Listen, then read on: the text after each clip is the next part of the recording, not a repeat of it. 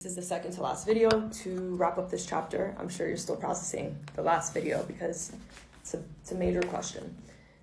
Is it the aim of government simply to maintain order as a referee between two equally matched fighters, or is it that government has some special interest in maintaining a certain kind of order, a certain distribution of wealth and power, a distribution in which government officials are not neutral referees but participants? In that case, the disorder they might worry about is the disorder of popular rebellion against these monopolizing the society's wealth. This interpretation makes sense when one looks at the economic interests, the social backgrounds of the makers of the Constitution. When the economic interest is seen behind the political clauses of the Constitution, then the document becomes not simply the work of wise men trying to establish a decent and orderly society, but the work of certain groups trying to maintain their privileges while giving just enough support and rights to enough of the people to ensure popular support, aka make enough people happy that they don't rebel, but just don't do it too much, just to a few. Then it starts talking about the Federalist Paper number 63 that was either written by Madison or Hamilton, talking about a well-constructed Senate to basically prevent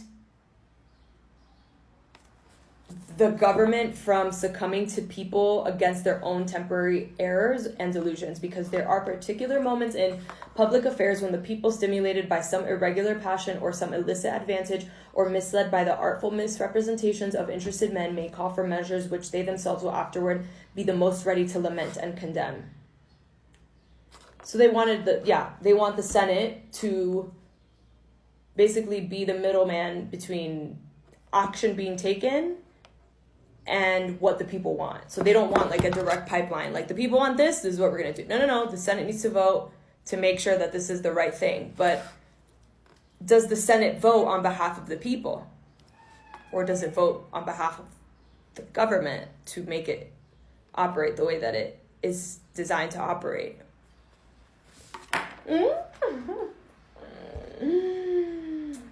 I don't know what to say anymore. A few people had great amounts of property. Many people had small amounts, others had none. Jackson, Maine found that 1/3 of the population in the Revolutionary period were small farmers, while only 3% of the population had truly large holdings and could be considered wealthy. 3%. Still, 1/3 was a considerable number of people who felt they had something at stake in the stability of a new government. As Staunton Lind puts it, how is it that the city workingmen all over America overwhelmingly enthusiastically supported the United States Constitution? This is especially true in New York. When the 9th and 10th states had ratified the Constitution, 4,000 New York City mechanics marched with floats and banners to celebrate. Bakers, blacksmiths, brewers, ship joiners, shipwrights, coopers, cartmen, and tailors all marched.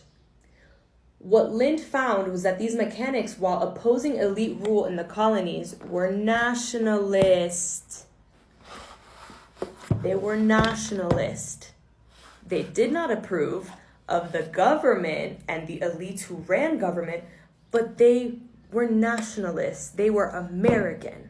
And really, when you think about it, the American people that they were supporting were people like them. It was them. But the illusion of America and the Constitution and freedom and liberty is what tripped them up. But yeah, it was all about nationalism.